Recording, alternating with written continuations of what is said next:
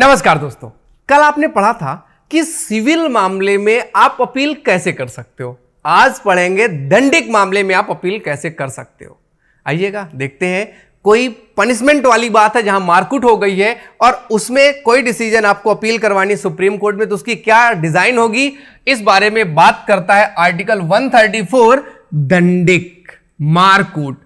विषय में उच्चतम न्यायालय की अपीली अधिकारिता। किसी को फांसी की सजा दे दी गई है तो अब दंडिक हो गया और उसमें अपील करने की बात है। चलो अपील करते। कैसे अपील होगा क्लियर किया गया है। यदि भारत के राज्य क्षेत्र में किसी उच्च न्यायालय की दंडिक कार्यवाही में दिए गए किसी निर्णय, अंतिम आदेश या दंडादेश की अपील उच्चतम न्यायालय में होगी। उच्चतम न्यायालय में अपील कर सकते हो, कोई बुराई नहीं, कोई दिक्कत नहीं है, कर लो। जैसे सिविल में कर सकते हो वैसे क्रिमिनल में भी कर लो। उस उच्च न्यायालय ने अपील में किसी अभियुक्त व्यक्ति को दोष मुक्त के आदेश दे उलट दिया हो। एक डिस्ट्रिक्ट कोर्ट था, वहां पे मुझे 5 साल की सजा मिली। केस गया हाई कोर्ट, हाई कोर्ट ने मुझे बरी कर दिया, सजा ही नहीं दी। ऐसे मामले सुप्रीम कोर्ट आएंगे और उसको मृत्युदंड दे दिया गया हो। और एक दूसरा मामला सेम जस्ट, मुझे फांसी की सजा थी और उन्होंने मुझे बाइज्जत बरी कर दिया, या मैं डिस्ट्रिक्ट कोर्ट में बिल्कुल फ्री था और हाई कोर्ट ने मुझे फांसी की सजा दे दी।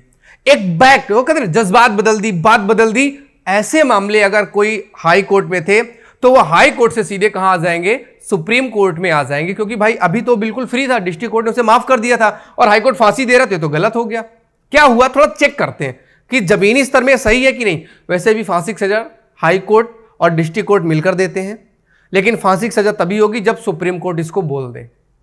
केवल हाई कोर्ट के डिसीजन से फांसी की सजा नहीं होती। आगे क्या है, उस उच्च न्यायालय ने अपने प्राधिकार के अधीनस्थ, जो इसकी बाउंड्री है, जिस जगह का वो हाई कोर्ट है, किसी न्यायालय से किसी मामले को विचार के लिए अपने पास मंगा लिया है और ऐसे विचार में अभियुक्त व्यक्ति को सिद्ध दोष ठहराया गया और उसको मृत्युदंड दे दिया गया। डिस्ट्रिक्ट कोर्ट में केस चल रहा है, उसको हाई कोर्ट ने बुला लिया अपने पास और हाई कोर्ट ने उसको फांसी की सजा दे दी। तो ऐसे मामले सुप्रीम कोर्ट में अपील के लिए जाएंगे, रिक्वेस्ट के लिए कि प्लीज सर हमारा केस दोबारा एक बार चेक कर लीजिएगा। आगे, वह उच्च न्यायालय अनुच्छेद 134 का बहुत इंपॉर्टेंट है भाई, ये याद रखेंगे, 134 का के अधीन प्रमाणित कर देता है कि मामला उच्चतम न्यायालय में अपील किए जाने के योग्य है।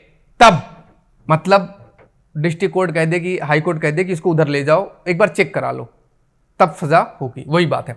संसद, अब इस पर भी कानून, जैसे विधिक वाले में आपका जो सिविल था उसमें भी कानून कौन बनाएगा, संसद।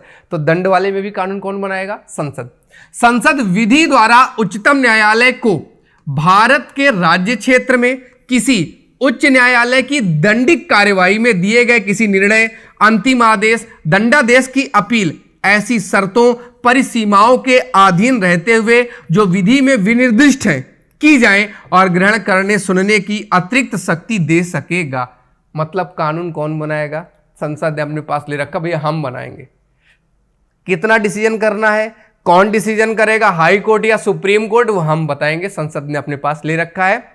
अब ले रखा है तो ठीक है, आप क्यों टेंशन ले रहे हो। आप मिलिएगा कल आर्टिकल 134A के साथ, क्योंकि वो आर्टिकल बहुत बार आ चुका है, लगातार आ चुका है। एग्जाम में भी याद रखेंगे, कोई क्वेश्चन आएगा तो 133 और 134 का एक साथ पढ़ा जाएगा, ऑप्शन में होता है ऐसा। तो याद रखेंगे कि हमें आंसर देना 133 और 134 का एक साथ पढ़ने पर, 132 और 134 का पढ़ने पर। यह आंसर बता रहा हूं। अगर किसी कोड में ऐसा कोई सेंटेंस है जिसमें 134 का और 133 है तो वही ऑप्शन आपका सही होगा। मिलते हैं कल 134A के साथ। टाटा बाय, टेक केयर।